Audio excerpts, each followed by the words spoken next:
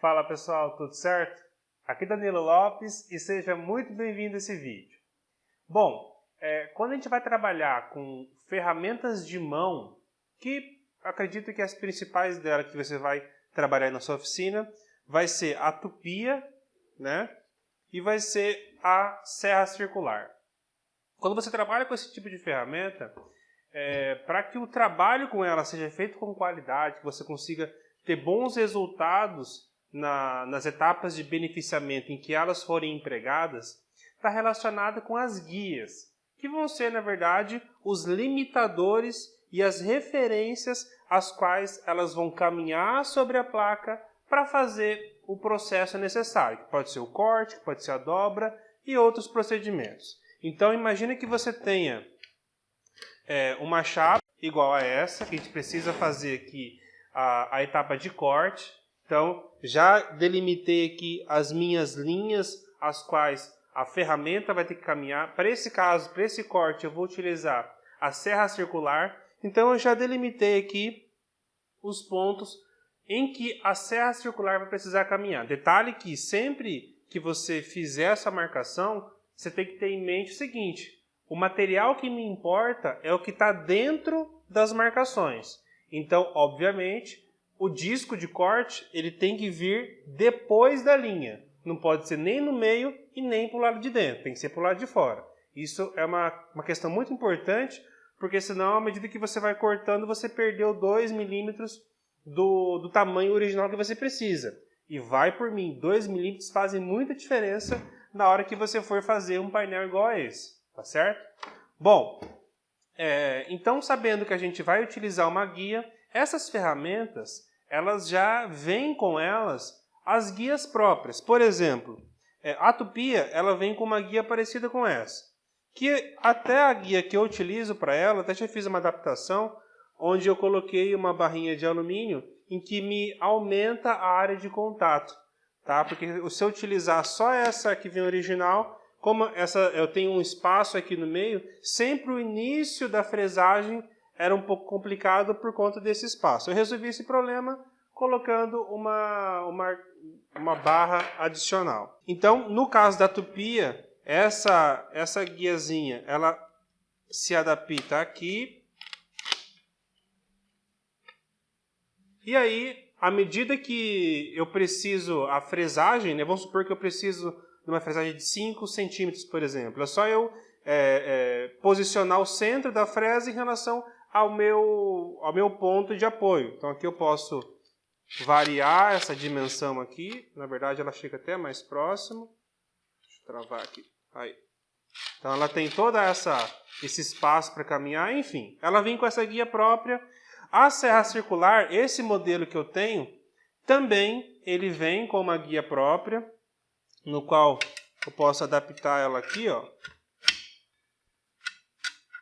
E aí eu posso definir a distância de corte, tanto para esse lado quanto para esse lado. Ela também possui. Ela vem com uma marcação aqui das distâncias para eu regular. Mas, por exemplo, essa guia aqui que vem na serra circular, eu não gosto de utilizar ela, porque ela tem uma área de contato de referência muito pequena. E o fato dela ser uma ferramenta grande, potente e pesada, eu preciso, ao longo do corte, eu preciso ter uma boa área de contato. Então, para essa ferramenta, eu não utilizo a guia que vem nela. Às vezes, em marcenaria, que é uma outra aplicação onde essa serra circular pode ser aplicada, pode ser mais útil, até porque as chapas de MDF, por exemplo, tem ali uma boa área de contato, então você consegue, às vezes, ter um bom uso desse acessório. Agora, para a tupia, esse acessório, essa guia que vem nela, ela eu utilizo muito ela, principalmente para fazer os vincos para dobra de bandeja. Geralmente, a distância da borda é 2,5 cm, então é só eu configurar aqui o espaçamento que eu preciso. Faço aqui o espaçamento, travo e executo a fresagem ao longo da chapa. Essa chapa ela fica bem presa na mesa, a gente faz a fresagem E a grande vantagem desse tipo de guia em relação a uma guia solta, que eu já vou falar sobre ela, é que eu consigo ter uma alta padronização. Imagina que você tem 100 bandejas para fazer e você vai, na etapa de produção, você se planeja, isso é muito importante, para fazer o mesmo procedimento várias vezes seguidas. Por exemplo, você vai fazer 100 bandejas iguais a essa, interessante que você faça os 100 cortes primeiro.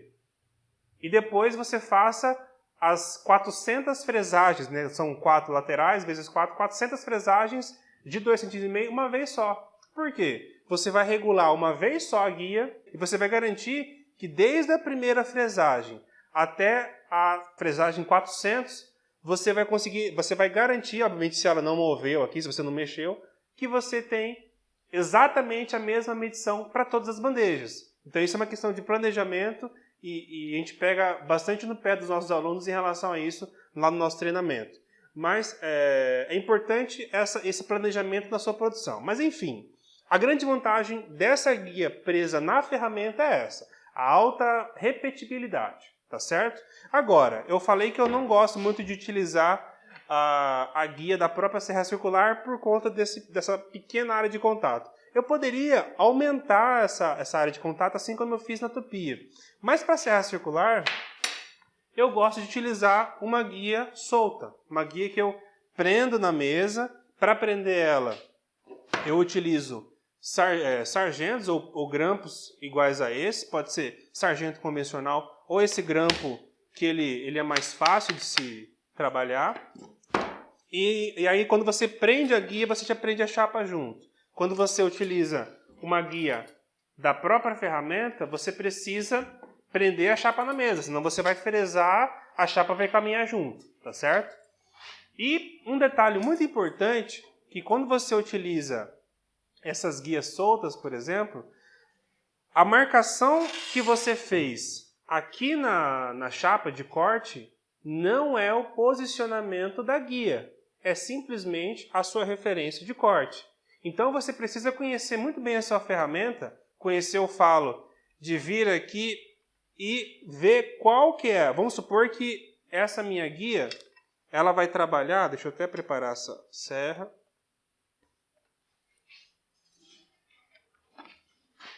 Ela vai trabalhar mais ou menos dessa forma aqui, ó, encostando nessa lateral. Então eu preciso conhecer exatamente qual é a distância desse meu ponto de contato da ferramenta ao ponto que eu quero. Então, se eu estiver cortando dessa forma e o que estiver do lado de cá é o meu descarte e o que estiver do lado de lá é o que me importa da CM, eu tenho que saber exatamente o ponto onde essa guia vai encostar aqui, qual é a distância desse ponto ao lado interno do disco.